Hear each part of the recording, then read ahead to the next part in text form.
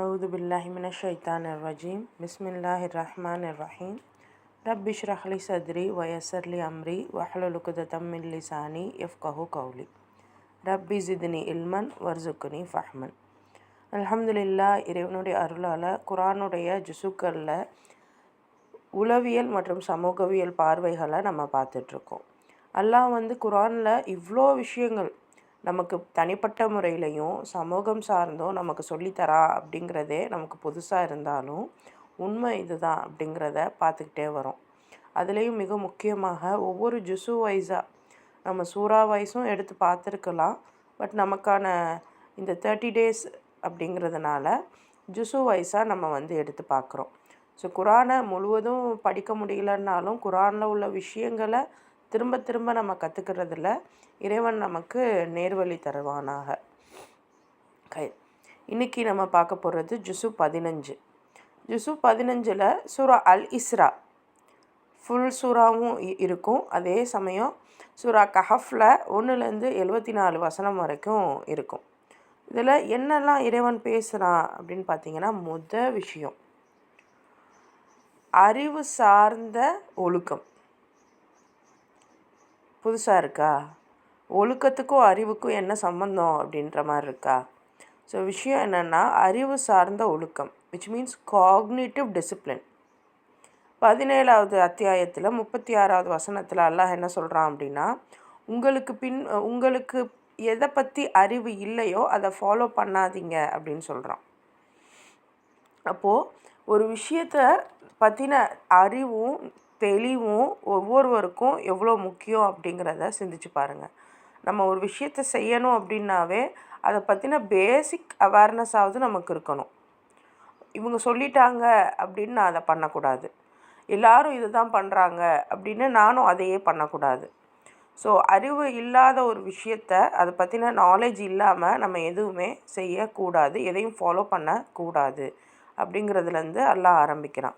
So அதிகமாக பார்த்திங்க அப்படின்னா நம்ம இந்த சோஷியல் மீடியா ஏராவில் நிறைய வதந்திகளை பார்க்குறோம், நிறைய அசம்ஷன்ஸ், நிறைய ஓவர் திங்கிங். இன்னும் இப்போ புதுசாக பார்த்திங்கன்னா ஏஐன்னு ஒன்று வந்ததுக்கப்புறம் சும்மா நம்ம சாப்பிடக்கூடிய சாப்பாடு எல்லாம் கோவமாக பேசுகிற மாதிரியும், நம்மளுடைய உடல் எல்லாம் கோவமாக நம்மளை பேசுகிற மாதிரியும் ஒரு பயம், பார்க்க காமெடியாக இருக்கிற மாதிரி இருக்கும், பார்க்க நல்லா இருக்கிற மாதிரி இருக்கும். ஆனால் அந்த உணர்வுகள் நம்ம ஆள் மனசில் ரொம்ப பாதிப்பை ஏற்படுத்தும். ஸோ அந்த மாதிரி பார்க்கக்கூடிய எல்லாத்தையுமே நீங்கள் நம்பிகிட்ருக்காதீங்க. நீங்கள் உங்களுடைய அறிவை கொண்டு சிந்திச்சு பாருங்கள், சிந்திச்சு அதை ஃபாலோ பண்ணுங்கள் அப்படின்னு ரப்பு சொல்கிறான். ஏன்னா இப்போ ஒன்றும் இல்லை, சிம்பிள். ஒரு கடலை இருக்குது அப்படின்னா ஒரு சிலருக்கு கடலை ரொம்ப பிடிக்கும், ஒரு சிலருக்கு கடலையே ஒத்துக்காது. கடலை ஒத்துக்காதவன் போயிட்டு கடலை பிடிக்கிறவன்ட்ட கடலையே சாப்பிடாத, அது உடம்புக்கு கேடு அப்படின்னு சொல்லுவான். உண்மையிலேயே ஒத்துக்காதவனுக்கு அது கேடு தான், ஆனால் நல்லா இருக்கிறவனுக்கு அது கேடு இல்லைல்ல, அது அவனுக்கு பிடிச்ச விஷயமாச்சே. அப்போ அந்த மாதிரி சரியான எந்த ஒரு விஷயத்தை யார் சொன்னாலுமே நமக்கு அது யூஸ்ஃபுல்லாக இருக்குமா, நமக்கு நம்ம சிச்சுவேஷனுக்கு அது மேட்சாக இருக்குமா, நமக்கு இதுதான் சரியாக இருக்குமா அப்படின்னு யோசிக்க ஒவ்வொருத்தருக்கும் தெரிஞ்சிருக்கணும். ஸோ அதை அல்லாஹ் தஆலா சொல்கிறான், நீங்கள் சிந்தித்து முடிவெடுங்க. டெசிஷன் மேக்கிங்கை பற்றி ரொம்ப தெளிவாக சொல்லுவான். ஸோ மனநிலை தெளிவாக இருந்தால் மட்டும்தான் நம்மளால் முடிவை எடுக்க முடியும். ஸோ நமக்கு வரக்கூடிய தகவல்களை சரி பார்க்கணும், தெளிவான மனநிலையோடு இருக்கணும். கண்மூடித்தனமாக எல்லாத்தையும் நம்பவும் கூடாது. அதே சமயம் எந்தெந்த விஷயங்களுக்கெல்லாம் அதிகமான கேள்வியும் கேட்கக்கூடாதுன்னு இருக்குது. ஸோ அதெல்லாம் பார்த்திங்க அப்படின்னா இந்த ஜுசுக்களில் பார்க்கும்போது உங்களுக்கு புரியும், இந்த ஜுசு 15ல். ஏன்னா அத்தனை விஷயங்கள் ரப்பு சொல்லியிருப்பான். இன்ஃபேக்ட் தேவையில்லாத கேள்விகளை கேட்காதீங்கன்னு சொல்லுவான். ஸோ எந்த விஷயத்துக்கு சிந்திக்கணும், எந்த விஷயத்துக்கு இது சிந்திக்க தேவையில்லை அப்படிங்கிறதையுமே நீங்கள் முடிவு பண்ணணும். அதுக்கான அறிவாற்றல் ரப்பு நமக்கு கொடுத்துருக்கான், அதை நம்ம பயன்படுத்தணும். ஸோ இந்த ஒரு கான்செப்ட் இருக்குது. ரெண்டாவது கான்செப்ட் பார்த்திங்கன்னா ஈகோ சைக்காலஜின்னு சொல்லுவாங்க. அது என்னென்னா, நமக்கு அந்த பெருமிதம் வருது இல்லையா, ஸோ ஒன்று ரொம்ப பெருமைப்படுவோம், இல்லைன்னா ரொம்ப தாழ்ந்து போவோம். இது ரெண்டத்துக்கும் இடைப்பட்டு நம்ம வருவோமானா கேள்விக்குறி தான். நான் வந்து நல்லா எனக்கு எல்லாமே இருக்குது, எனக்கு புள்ள குட்டி இருக்குது, என் பிள்ளைகளெல்லாம் நல்லா படிக்குது, என் கண்ணுக்கு குளிர்ச்சியாக இருக்குது என் ஃபேமிலி, இப்படின்னு ஒன்று பெருமையாக பேசுவோம். இல்லைன்னா என் பிள்ளை ஒழுங்காகவே படிக்க மாட்டேங்குது, என் பிள்ளை ரொம்ப சேட்டை பண்ணுது, என்னால் வேலை வெட்டி பார்க்க முடியல அப்படின்னு ரொம்ப டவுனாக ஒன்றுமே இயலாத மாதிரி பேசிடுவோம். இது ரெண்டத்துக்கும் இடைப்பட்டு நார்மலாக நம்ம என்னைக்காச்சும் இருக்கோமா? பட் அல்லாஹ் சொல்கிறான், நீங்கள் நடுநிலையாக இருங்க. ஸோ பெருமிதத்தோட பூமியில் நடக்காதீங்க. 17வது அத்தியாயம் 37வது வசனம். ஸோ நம்மளுடைய பெருமை வந்து நம்மளுடைய பந்தங்களையே உடச்சி விட்ரும், ரிலேஷன்ஷிப்பை உடச்சிரும். அதே மாதிரி நம்ம வந்து ரொம்ப தாழ்ந்தும் போகக்கூடாது, ரொம்ப தாழ்ந்தும் போகக்கூடாது. அதுவுமே நம்ம நம்மளையே உடைச்சிரும். பந்தங்களே இல்லை, நம்மளையே செல்ஃபையே உடச்சுட்ரும். அப்போ எப்படி பண்ணணும்? ஸோ அந்த பெருமைக்கும் தாழ்வு நிலைக்கும் நடுவில் இருக்கணும். உங்களுக்கு நல்லது கிடைச்சாலும் நிதானமாக இருக்கணும். நமக்கு கெட்டது நடந்தாலும், நமக்கு எதுவுமே சரியாக அமையலைன்னாலும் நிதானமாக இருக்கணும். இது நம்ம எல்லாத்துக்கும் ரொம்ப முக்கியமான ஒரு தேவை. அடுத்து பார்த்தீங்க அப்படின்னா, பெற்றோரோட இருக்கக்கூடிய அந்த உறவு, அந்த அட்டாச்மெண்ட் தியரி அப்படின்னு. ஸோ இயல்பாகவே பெற்றோருக்கு வந்து நம்ம நன்மை செய்யணும் அப்படிங்கிறத வந்து ரொம்ப அழகாக ரப்பு வந்து திரும்ப திரும்ப சொல்லுவான். ஸோ பெற்றோர் அப்படின்னு வரும்போது எங்கேயுமே குழந்தைங்களுக்கு நீங்கள் நன்மை செய்யுங்கன்னு வரவே வராது, தெரியுமா? பெற்றோருக்கு தான் நன்மை செய்யுங்கன்னு வரும். ஆனால் இன்றைக்கி சமூகத்தில் நம்ம அப்படியே ஆப்போசிட்டாக இருக்கோம். அந்த சம்பாத்தியம் எல்லாமே குழந்தைக்கே போகணும், என் குழந்தைய மட்டுமே நான் நல்லா பார்த்துக்கிறணும், என் குழந்தைய நான் அவ்வளோ பெருசாக படிக்க வைக்கணும் அப்படிங்கிறதுக்காக நம்ம மற்ற இரத்த பந்தங்களை எல்லாம் உதாசீனப்படுத்திடுறோம், பெற்றவங்களையும் உதாசீனப்படுத்திடுறோம். அப்போ இதை பார்த்து வளர்கிற குழந்தை தான் நாளைக்கு நம்மளையும் உதாசீனப்படுத்தும், அதோட குழந்தைய பார்த்துக்கும். இங்கே என்ன பிரச்சனைனா, ரொம்ப சிம்பிள் விஷயம் என்ன அப்படின்னா, நம்மளுடைய பொருளாதாரத்தை மனசில் வச்சு தான் நம்ம எதையுமே செய்ய ஆரம்பிக்கணும். ரொம்ப முக்கியம். பட் சொல்கிறது ஈஸி, செய்கிறது கஷ்டம், எனக்கு புரியும். இன்றைக்கி இருக்கிற ஸ்கூல் ஃபீஸாக இருக்கட்டும், மற்ற விஷயங்களாக இருக்கட்டும், எல்லாமே தான். ஆனாலும் இவ்வளோ நம்ம தகுதிக்கு மீறி இதை நம்ம ஏற்படுத்தி கொடுக்குறோமே, இதனால் என்ன பயன் அப்படின்னு யோசிச்சு பார்த்து ஒரு சைடு நீங்கள் முடிவெடுத்தீங்கன்னா நிறைய விஷயங்களை வந்து நீங்கள் வந்து ஃபேஸ் பண்ண, அதாவது நல்ல வழியில் நல்ல முறையில் ஃபேஸ் பண்ண முடியும் நம்ம எல்லாருமே. ஸோ பெற்றோர்களுக்கு நம்ம செய்ய வேண்டிய விஷயங்களை செஞ்சு தான் ஆகணும். அவங்களுக்கு என்ன சொல்கிறது, தனிப்பட்ட முறையில் சப்போர்ட் கொடுக்கணும். அவங்களோட வேலிடேஷனை நம்ம முக்கியத்துவப்படுத்தணும். நீங்கள் வந்து குடும்பத்துக்கு முக்கியம்தான் அப்படின்னு. அதே சமயம் அந்த பெற்றோர்கள் அவங்களோட அறிவு, அதாவது அவங்களுக்கு தெரிஞ்சதை வச்சு உங்களோட லைஃப்பை ரொம்ப ரொம்ப ஓவராக உரிமை எடுக்கிறாங்க அப்படின்னா அந்த இடத்துல நீங்கள் அனுமதிக்கக்கூடாது. என் அம்மா சொல்லிட்டாங்க அப்படின்னு ஹஸ்பண்ட்டையோ ஒய்ஃப்டையோ பேசாமல் இருக்கிறது, சண்டை போடுறது, இது பற்றி எல்லாம் பேசலை. அம்மா பேச்சை தான் நீங்கள் கேட்கணும், அத்தா பேச்சை தான் நீங்கள் கேட்கணும் அப்படின்னு சொல்லலை. அம்மாவையும் அத்தாவையும் நல்ல முறையில் வச்சுக்கோங்க, அவங்களுக்கு தேவையானதை கொடுங்க, அவங்கள நல்ல முறையில் பார்த்துக்கோங்கன்னு தான் எல்லாம் சொல்கிறான். ரெண்டுத்துக்கும் வித்தியாசம் இருக்குது. அம்மா அத்தாவை பார்த்துக்கிறதுக்கும் அம்மா அத்தா பேச்சை மட்டுமே கேட்குறதுக்கும் வித்தியாசம் இருக்குது. அது ஆணாக இருந்தாலும் சரி, பெண்ணாக இருந்தாலும் சரி. இன்றைக்கி ஆண்களும் அத்தா அம்மா பேச்சை கேட்டுட்டு ஒய்ஃபை வந்து கொஞ்சம் கஷ்டப்படுத்துகிறவங்களும் இருக்காங்க. பெண்களும் அத்தா அம்மாவோட பேச்சை கேட்டுட்டு தன்னுடைய கணவனை வந்து நொச்சரிக்கிற பெண்களும் இருக்காங்க. 2 பேருமே இன்றைக்கி இருக்காங்க. யார் எந்த நிலையில் இருக்கோம் அப்படிங்கிறத நம்ம தான் சிந்தித்து செயல்படணும். ஆக மொத்தம் பெற்றோர்களை நம்ம நல்ல முறையில் பார்த்துக்கிறணும். அதுக்குன்னு பெற்றவங்க சொல்கிறத தான் கேட்கணுன்னு அவசியம் இல்லை. ஸோ நம்மளுடைய வாழ்க்கைக்கு தகுந்தாப்பில் யோசித்து செயல்படணும். அதே மாதிரி பெற்றவங்களாக இருக்கோம் அப்படின்னா குழந்தைங்கள அவங்களோட போக்குக்கு கொஞ்சம் விடணும். அவங்க வளர்கிற வரைக்கும் தான் உங்கள் கையில் இருப்பாங்க. அப்போவே நீங்கள் நல்லது கெட்டது சொல்லி கொடுத்துடணும். அப்போ விட்டுட்டு வளர்ந்த பிறகு என் பிள்ளைக்கு நல்லது கெட்டது தெரியலை, இஸ்லாம் தெரியலை, அது யாரையும் மதிக்க மாட்டேங்குது அப்படின்னு வருத்தப்படுறதுல பிரயோஜனம் இல்லை. ஸோ இந்த ஒரு விஷயத்த ரப்பு நமக்கு சொல்லித்தரான். அடுத்து பார்த்திங்க அப்படின்னா நம்மளுடைய வார்த்தைகளை ரெகுலேட் பண்ணணும். ரொம்ப முக்கியம். நம்மளுடைய பேச்சு இருக்குல்ல, நம்மளுடைய வார்த்தைகள் இருக்குல்ல, அது அவ்வளோ பவர்ஃபுல்லான வார்த்தை. நம்மளை அறியாமல் நிறைய விஷயங்கள் பேசிடுறோம், ஆனால் அது மிகப்பெரிய விளைவுகளை ஏற்படுத்தும். இதில் கொடுமை என்னென்னா, அந்த விளைவுகள் ஏற்படுத்தியிருக்கு அப்படிங்கிறதே நம்ம உணராமல் என்னமோ அவங்க தான் தப்பு பண்ணாங்கன்னு நம்ம அவங்க மேலே கோச்சிக்கிட்டு இருப்போம். ஆனால் உண்மை என்னென்னா, நம்மளுடைய வார்த்தைகள் தான் அங்கே பிரச்சனையாக இருந்திருக்கும். வார்த்தைகள், நீங்கள் என்ன பேசுகிறீங்கிறது ரொம்ப முக்கியம். நம்ம சொல்லலாம், எனக்கு ஆளுக்கு தகுந்தாப்புலலாம் பேச தெரியாது, நான் இப்படி தான். இதெல்லாம் சாட்டு, இதெல்லாம் ஒரு சாக்கு போக்கு. யாருக்கிட்ட எப்படி பேசணுங்கிறது தெரிஞ்சிருக்கணும்.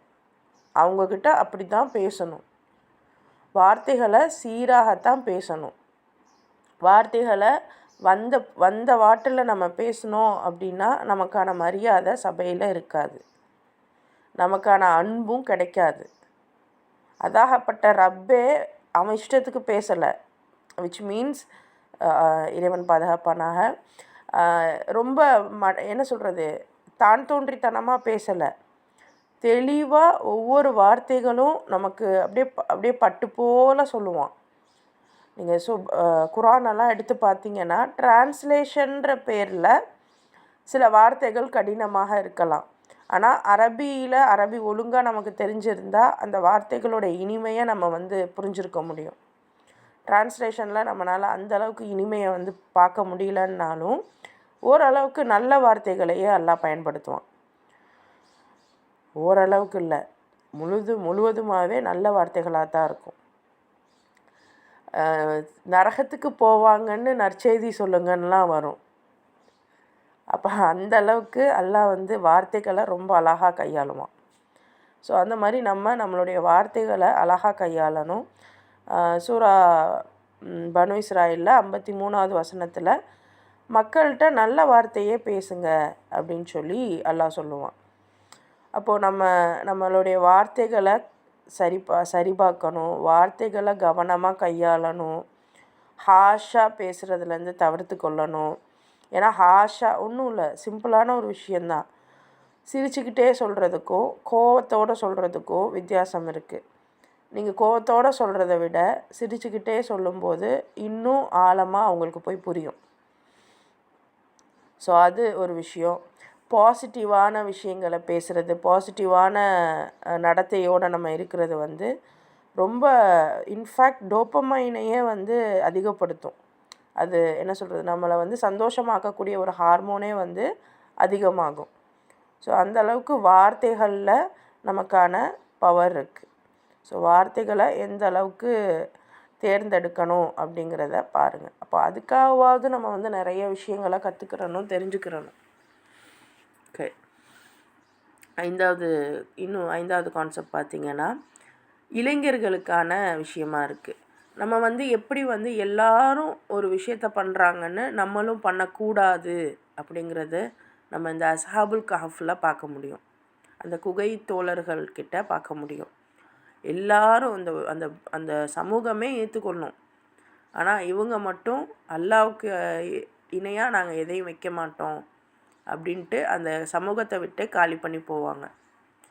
அல்லாஹ் சொல்கிறா, இன்னும் அவர்களின் இதயத்தை உறுதிப்படுத்தினோம். ஸோ என்ன தான் அந்த சோஷியல் ப்ரெஷர் வந்தாலும் ஒரு தப்பு செய்ய சொல்லும்போது அவங்க அந்த இடத்துல இல்லை. ஸோ நம்மளுக்கும் நிறைய விஷயங்கள் வரும். நான் நல்லது தான் செய்கிறேன், ஆனால் இதுக்கு மேலே இந்த வீட்டில் என்னால் இருக்க முடியல. ஸோ அது அல்லாஹ்வுக்கு மாற்றமான விஷயங்கள் நடக்கும்போது அந்த இடத்த விட்டு நம்ம வெளியே போகலாம். எங்கேயுமே அல்லாஹ் இடத்த விட்டு வெளியே போங்க, குடும்பத்தை விட்டு தனி குடுத்தனம் போகிறத பற்றிலாம் பேச மாட்டான். ஒட்டு மொத்தமாக நீங்கள் அந்த குடும்பத்தை விட்டு பந்தத்தையே பிரிச்சுட்டு போகிறத தான் பேசுவான். அப்படி தான் பண்ணக்கூடாது. ஏன்னா அன்னைக்கு இருந்த சூழல், அதாவது எல்லார் வீட்லேயுமே வந்து பெரிய பெரிய வீடாக இருந்தால் எல்லோரும் ஒன்றா இருக்கலாம்.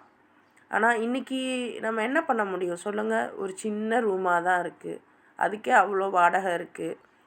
அப்போது ஒரு கட்டத்துக்கு மேலே எல்லோரும் நல்லபடியாக இருக்கணும்னா தனித்தனியாக போனால் தான் பெட்டராக இருக்கும்.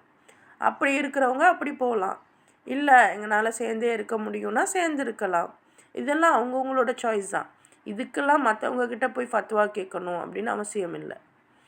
ஆனால் அந்த குடும்பத்தை விட்டு ஒரேடியாக ஒரு நல்ல நாள் பெருநாளைக்கு கூட போகிறதில்ல, ஒரு அவங்க இன்வைட் பண்ணாலும் நம்ம கண்டுக்கிறதில்ல, இல்லை நம்மளோட நல்ல விஷயம் கெட்ட விஷயம் எதையுமே அவங்கக்கிட்ட ஷேர் பண்ணுறதில்ல, நம்ம குழந்தைங்கள அவங்க வீட்டுக்கு அவங்கக்கிட்டேயே விடுறதில்ல. இந்த மாதிரி நம்ம இருக்கக்கூடாது. ஸோ எந்த இடத்துல அந்த சமூகத்தை விட்டு வெளியேறணும் அப்படிங்கிறத அஸ்ஹாபுல் கஹஃபில் நம்ம புரிஞ்சுக்க முடியும். இது ரொம்ப முக்கியமாக நம்மளுடைய குழந்தைங்களுக்கு நம்ம சொல்லித்தரணும். ஏன்னா குழந்தைங்க எல்லாம் நம்ம என்ன நினைக்கிறோம், எல்லா குழந்தைங்களும் இது செய்யுது, என் குழந்தையும் அது செய்யணும்னு நினைக்கிறோம். எல்லோரும் செய்கிறாங்கன்றதுக்காகலாம் நம்ம செய்யணும்னு அவசியம் இல்லை. ஸோ இந்த ட்ரெண்டை ஃபாலோ பண்ணணும் அப்படிங்கிற அந்த எண்ணம் இல்லாமல் இருந்தாவே நமக்கு பதட்டம் குறையும். எல்லோரும் இருக்கிற மாதிரி நம்மளும் இருக்கணும், நம்ம குழந்தையும் இருக்கணும் அப்படின்னு நினச்சா பதட்டம் தான் வரும். ஸோ இதை வந்து ரப்பு சொல்லித்தரான். இன்னும் பார்த்தோம் அப்படின்னா என்ன நடக்கும்ன்றது தெரியாது, அன்சர்டைனிட்டி. ஸோ அப்போ அடுத்து என்ன நடக்கும்னு தெரியலைன்னாலும் எப்படி வந்து நம்ம நம்பிக்கையோடு இருக்கிறது? அல்லாஹ் வந்து இன்ஷா அல்லான்னு சொல்லுங்கள் அப்படின்னு 18வது அத்தியாயம் 23, 24லலாம் பேசுவான். ஸோ நாளைக்கு என்ன, அடுத்த நிமிஷம் என்ன நடக்கும் அப்படின்னு தெரியாத ஒரு உலகத்தில் தான் நம்ம இருக்கோம். ஸோ நமக்கு ஏற்படக்கூடிய ஃப்யூச்சரை நினச்சன அந்த கவலை, அந்த பதட்டம், இதுக்கெல்லாம் வந்து அல்லாஹ்கிட்ட சரணடைகிறது தான் வந்து ஒரே வழி. ஸோ நம்ம அல்லாஹ்வுடைய வேலைக்காரவங்க. அல்லாஹ் நம்மளை எந்த அளவுக்கு வேலை வாங்குவானோ அந்த அளவுக்கு நம்ம உயிரோடு இருப்போம். நம்ம வேலை முடிஞ்சிடுச்சுன்னா அல்லாஹ் நம்மளை கூப்பிட்டுக்குருவான். இவ்வளோ தான் கான்செப்ட். அது உங்கள் குழந்தைகளாக இருக்கட்டும், நம்ம கணவனாக இருக்கட்டும், தாய் தந்தையராக இருக்கட்டும், யாராக வேணால் இருக்கட்டும், நம்ம வேலை முடிஞ்சிருச்சு அப்படின்னா அல்லாஹ் கூப்பிட்ருவான். அவ்வளோதான். ஸோ அப்போ இது நம்ம மைண்டில் வச்சுட்டோம் அப்படின்னா நம்ம அந்த அளவுக்கு ஆங்ஸைட்டி ஆக மாட்டோம். ஏன்னா சொல்கிறது ஈஸி தான், பட் நிறைய இறப்புகளை சந்தித்தவங்களுக்கு அது புரியும். ஸோ எந்த விஷயம் யாருடைய இறப்பு அல்லது யார் உங்களை விட்டு போகிறாங்களோ அவங்களுடைய அந்த வேலை முடிஞ்சு போச்சு, அதனால் அவங்க போயிட்டாங்க. அல்லாஹ் தான் வேலைக்கு அனுப்புனா அல்லாஹ்வே கூப்பிட்டுக்கிட்டான்.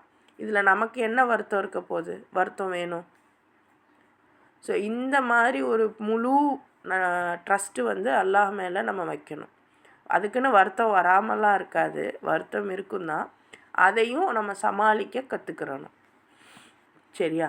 ஸோ இது வந்து ஒரு விஷயம். அடுத்து பார்த்திங்கன்னா நம்மளுடைய அறிவை வந்து ஃப்ளெக்சிபிளாக வச்சுக்கிறணும்.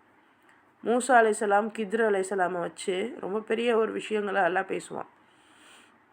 என்ன தான் உங்களுக்கு எல்லாமே தெரிஞ்சதாக இருந்தாலும் உங்களை விட அதிகமாக தெரிஞ்சவங்க உலகத்தில் இருக்கத்தான் செய்வாங்க. மூசா அலைஹிஸ்ஸலாமுக்கு மூசா அலைஹிஸ்ஸலாம் வந்து அவங்களுடைய அறிவுக்கு பேர் போனவர்கள். அவங்களுக்கு வந்து பாடம் எடுக்கிறதுக்கு அல்லாஹ் கித்ர் அலைஹிஸ்ஸலாம்கிட்ட அனுப்பி வைப்பான். ஸோ அப்போ ஒரு கல்வி கற்றுக்கிறதுக்காக பயணம் செய்கிறது யார் வேணால் பயணம் செய்யலாம். ஸோ அந்த கல்வி அப்படிங்கிறதுடைய கான்செப்டை வந்து நம்ம புரிஞ்சுக்கிறணும். அதுக்காக நம்ம வந்து முயற்சிகளை எடுக்கணும். ஸோ கல்வின்னோன ஒரு விஷயத்தை நான் வந்து இங்கே எத்தி வைக்கிறேன். நம்ம இன்ஷா அல்லாஹ் இந்த ரமதான் சீரீஸ் முடிஞ்ச பிறகு அடுத்த ஒரு விஷயத்தை நம்ம வந்து இன்ட்ரடியூஸ் பண்ணுறோம்.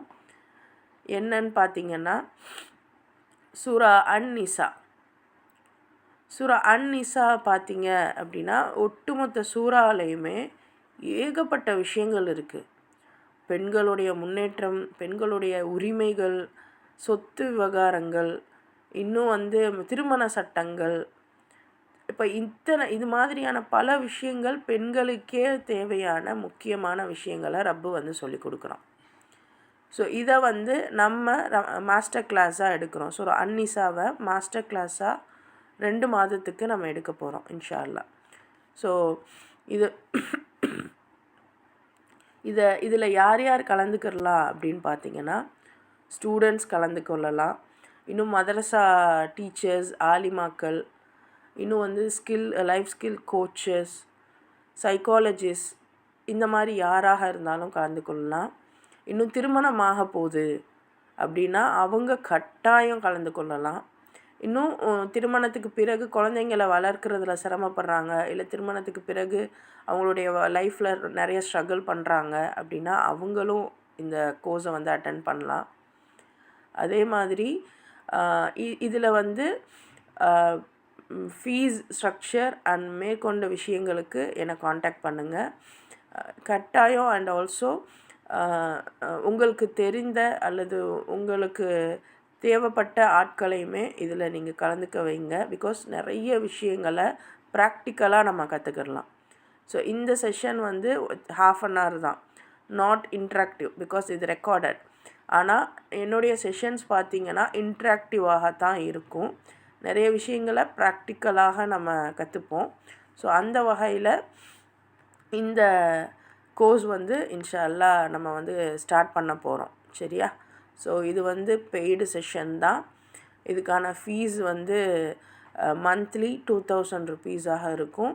அதே சமயம் இப்போது ஏர்லி பேர்ட் ஆஃபராக ஃபஸ்ட்டு வரக்கூடிய 5 சிஸ்டர்ஸ்க்கு வந்து அதோட ப்ரைஸ் வந்து கம்மியாகும், 1500 இருக்கும் ஏர்லி பேர்ட் ஆஃபராக. ஸோ இதில் வந்து கட்டாயம் நீங்கள் இன்ஷா அல்லாஹ் கலந்துக்கிடலாம். நிறைய பெனிஃபிட்ஸும் இருக்கும். நம்மளுடைய இன்வெஸ்ட்மெண்ட்லேயே மிக முக்கியமான இன்வெஸ்ட்மெண்ட் அப்படின்னா அது கல்வியில் தான். கல்வி நம்மளை எப்போவுமே கை கொடுக்கும். எப்போன்னா அந்த கல்வியை எப்படி பயன்படுத்தணும்னு தெரிஞ்சுக்கும் போது. ஸோ இன்ஷா அல்லாஹ் கல்வி கற்றுக்கிறோம். இன்ஷா அல்லாஹ் வாங்க. சரியா? ஸோ இந்த ஒரு அறிவிப்பையும் நாங்கள் தெரிவிச்சுக்கிறோம். இப்போது செஷனுக்குள்ளே போகலாம். இப்போ கல்வியுடைய விஷயங்களை மூசா அலைஹிஸ்ஸலாம், கித்ர் அலைஹிஸ்ஸலாமை வச்சு சொல்லுவான். ஒவ்வொரு விஷயத்துலையுமே மூசா அலைஹிஸ்ஸலாம் கேட்கக்கூடிய ஒரு சாதாரண கேள்வி கூட கித்ர் அலைஹிஸ்ஸலாமுக்கு கோவத்தை ஏற்படுத்தும். அப்போது ஒரு விஷயத்தில் எந்த விஷயத்தை பற்றின அறிவு நமக்கு இல்லையோ அதில் நாம் பொறுமையாக இருக்க முடியாது. அப்போ ஒரு விஷயத்துக்கு மேலே எனக்கு பொறுமை இல்லைன்னா அதில் எனக்கு ஞானம் கம்மியாக இருக்குதுன்னு அர்த்தம். அப்போ அதில் நான் கற்றுக்க வேண்டியது நிறைய இருக்குதுன்னு அர்த்தம். ஸோ அந்த ஒரு கான்செப்டும் நம்மளால் பார்க்க முடியுது. அடுத்து பார்த்தோம் அப்படின்னா சோஷியாலஜிக்கலாக என்னெல்லாம் ரப்பு சொல்கிறான் அப்படின்னா, ஃபினான்ஷியல் ட்ரஸ்ட் சிஸ்டம், பொருளாதாரத்தை நீதத்தோடு நடத்தணும், அளக்கும்போது முழுமையாக அளவிடுங்கள். 17வது அத்தியாயம் 35வது வசனம். நம்ம வந்து எந்த அளவுக்கு நீதமாக இருக்கோம் சொல்லுங்கள்?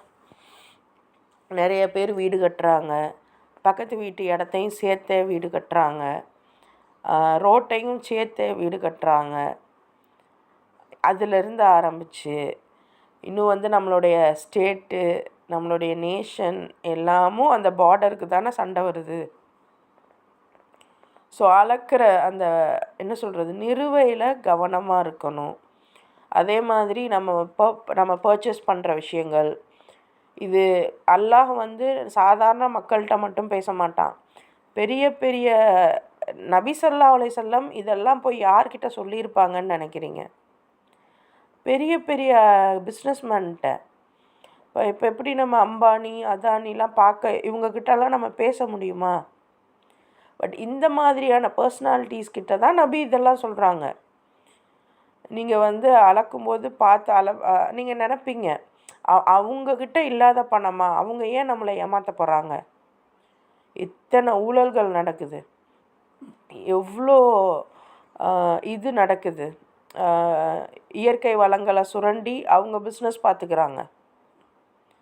ஸோ அப்போ இது எல்லாமுமே தான் வரும். அப்போ பொருளாதார ஃபினான்ஷியலாக நம்ம வந்து நீதத்தோடு நடக்கணும்.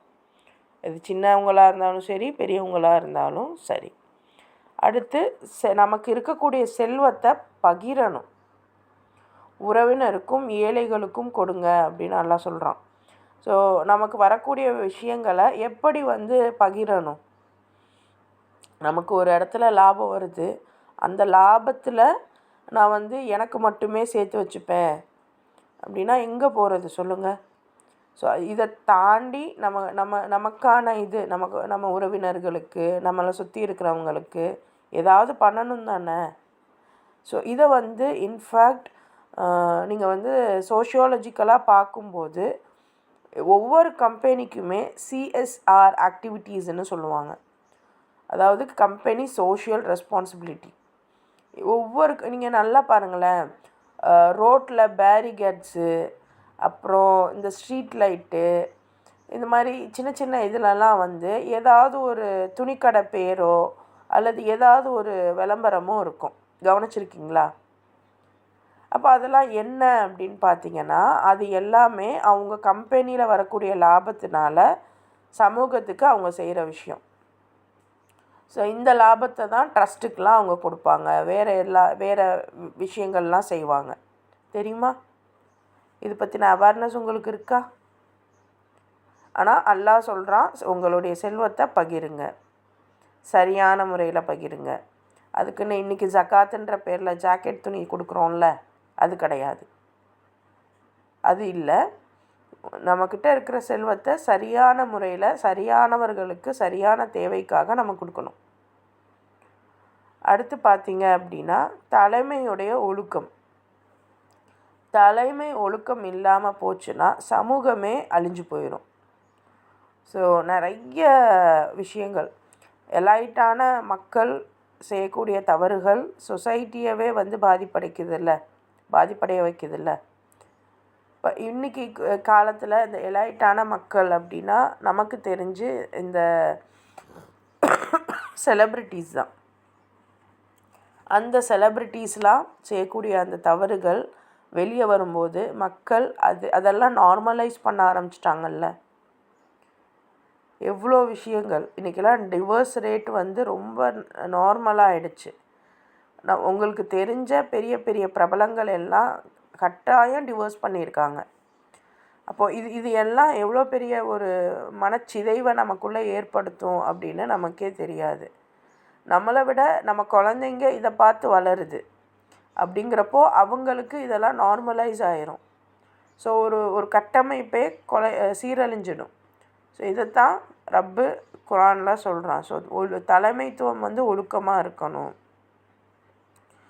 அதே மாதிரி நம்ம அறிவை கொண்டு நம்மளுடைய ஞானத்தை கொண்டு நம்ம சமூகத்தை முன்னேற்றணும். ஸோ அது ரொம்ப முக்கியம்.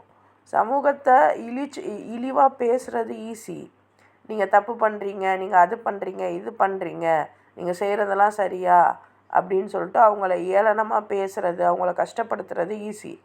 ஆனால் அதே மக்களை நேர்வழிக்கு கொண்டு வர்றது ரொம்ப கஷ்டம். ஏன்னா முதல்ல நேர்வழி என்னன்னு நமக்கு தெரியணும். அப்போ தான் அவங்கள அந்த வழிக்கு கூட்டிகிட்டு போக முடியும். ஸோ எல்லாம் நம்ம வந்து நீங்கள் படிங்க படித்தா எல்லாமே கிடச்சிரும், நீங்கள் நிறைய படிச்சிங்கன்னா ஒரு பெரிய பொறுப்புக்கு போயிட்டீங்கன்னா உங்களால் எல்லாத்தையும் மாற்றிட முடியும் அப்படின்லாம் சொல்கிறாங்க. உண்மைதான். ஆனால் குரான் படிப்பு இல்லாமல், குரானை பற்றின அவேர்னஸ் இல்லாமல் நீங்கள் எந்த படிப்பு படித்தாலும் உங்களுக்கு அது வந்து பலனே தராது. ஏன்னா நம்ம படிக்கிற படிப்பில் என்ன சொல்லி கொடுத்துருப்பாங்கன்னா, உங்களுக்கு மேலே உள்ளவங்க என்ன சொல்கிறாங்களோ அதை கேட்டு அவங்களுக்கு ஒபீடியண்ட்டாக நடங்கன்பாங்க. ஆனால் குரான் தான் சொல்லும் உங்களுக்கு மேலே உள்ளவன் அல்லான்னு. உங்களுக்கு மேலே உள்ளவன் அல்லாஹ் அப்படிங்கிற அந்த வார்த்தை நீங்கள் எந்த படிப்பில் படித்தாலும் வராது, குரானை தவிர. அப்போ அந்த அளவுக்கு குரானுடைய ஞானம் இல்லாமல் உங்களால் எங்கேயுமே அல்லாவுக்கு பிடிச்ச மாதிரி சர்வை பண்ண முடியாது. ஸோ அது வந்து ரொம்ப முக்கியம். சரியான முறையில் நம்ம வந்து இது பண்ணணும். அதே மாதிரி டாக்டரு தான் பெரிய விஷயம், சைக்காலஜிஸ்ட் தான் பெரிய விஷயம், இன்ஜினியர் தான் பெரிய விஷயம், அரசு அதிகாரி தான் பெரிய விஷயம், அப்படி கிடையாது. ஒவ்வொருத்தவங்களுக்கு அல்லாஹ் ஒவ்வொரு திறமையை கொடுத்துருப்பான். ஒரு சிலர் எழுதுவாங்க, ஒரு சிலர் பாடுவாங்க, ஒரு சிலர் வரைவாங்க, ஒரு சிலர் அவங்கவுங்களுக்கு தெரிஞ்சதை பண்ணுவாங்க. அப்போ இதையெல்லாம் கொண்டு நற்செயல் செய்வது எப்படின்னு தான் நம்ம கொண்டு செலுத்தணும். அதுக்குன்னு பாடுறதெல்லாம் என்ன, நீங்கள் நற்செயலில் எப்படி கொண்டு வர்றது? பாட வருது அப்படின்னா நஷீது அதாவது குரானை அழகாக அவங்களால ஓத முடியும். அப்போ அதை கொண்டு அவங்களுடைய வாழ்வாதாரத்தை எப்படி மேம்படுத்துறதுங்கிறதுக்கு நம்ம சொல்லித்தரணும். சரியான கரியர் கைடன்ஸ் கொடுக்கணும். அதுக்குன்னு பாடுறத நான் இங்கே சரிப்படுத்த விரும்பலை, இறைவன் பாதுகாப்பானாக. நான் ஒரு எடுத்துக்காட்டுக்கு நான் சொல்கிறேன். இவனுக்கு ஒன்றுமே தெரியல, அல்லாஹ் தடுத்த விஷயம்தான் தெரியுது அப்படின்னா அதுலேயும் நன்மைகள் இருக்கும். வரைகிறான் அப்படின்னா வரைகிறத எப்படி அல்லாஹ்வுடைய வேலைக்காக பயன்படுத்தணுன்றதை கற்றுக்கிறணும். பாடுறான் அப்படின்னா தைரியமாக பேசக்கூடிய தன்மை இருக்கும். அப்போ பேசுகிறத எப்படி வலிமையாக பேசி மற்றவங்களை ஈர்க்கணும் அப்படிங்கிறத சொல்லி கொடுக்கணும். நல்ல விஷயத்தை கொண்டு போய் சேர்க்குறதுக்கும் அந்த பேச்சு திறமை வேணும், அந்த ஈர்க்கும் திறமை வேணும். ஸோ இதெல்லாம் குழந்தையாக இருந்தாலும் சரி, பெரியவங்களாக இருந்தாலும் சரி, நமக்கு என்ன வரும், நமக்கு என்ன பிடிக்குங்கிறத வச்சு நம்ம அடுத்த செயல்களை கொண்டு போகணும். இது ஒன்று. அடுத்து கலெக்டிவ் ஐடென்டிட்டி. ஸோ ஒரு குரூப்பாக நம்ம ஒத்துமையாக இருக்கணும். திரும்ப திரும்ப அல்லாஹ் தான் சொல்கிறோம், ஒரு கூட்டு அமைப்பாக நீங்கள் இருங்க, சோஷியல் ரிஃபார்ம் மூமெண்ட்லலாம் நீங்கள் இருங்க அப்படிங்கிற மாதிரி ரொம்ப ஒற்றுமையாக இருக்க சொல்லுவோம். ஸோ இந்த வேர்சஸ்லாம் பார்த்தீங்க அப்படின்னா நம்மளுடைய கிரிட்டிக்கல் திங்கிங்கை பற்றி பேசும், அட்டாச்மெண்ட் பற்றி பேசும், மாரல் டிசிப்ளினை பற்றி பேசும், எப்படி நம்ம கட்டுப்பாடோடு இருக்கிறது அப்படிங்கிறதெல்லாம் பேசுது. ஸோ எப்போவுமே நம்ம ரியாக்ஷனுக்கு முன்னாடி அதோட ரிஃப்ளெக்ஷனை பார்க்கணும். ஈகோவுக்கு முன்னாடி சரியான மனிதத்தன்மையை பார்க்கணும். வெல்த்துக்கு அந்த செல்வம் வர்றதுக்கு முன்னாடி நம்மளுடைய பொறுப்புகளை பார்க்கணும். அறிவு வர்றதுக்கு முன்னாடி, அறிவை பயன்படுத்துறதுக்கு முன்னாடி நம்ம பொறுமையாக இருக்கணும். ட்ரெண்டு அப்படின்னு போகிறதுக்கு முன்னாடி எது சரிங்கிற வேல்யூவை பார்க்கக்கூடியவர்களாக நம்ம இருக்கணும். சரியா? அல்ஹம்துலில்லாஹ், இன்றைக்கான வகுப்பு உங்களுக்கு நல்ல முறையில் புரிந்திருக்கும்னு நாங்கள் நம்புகிறோம்.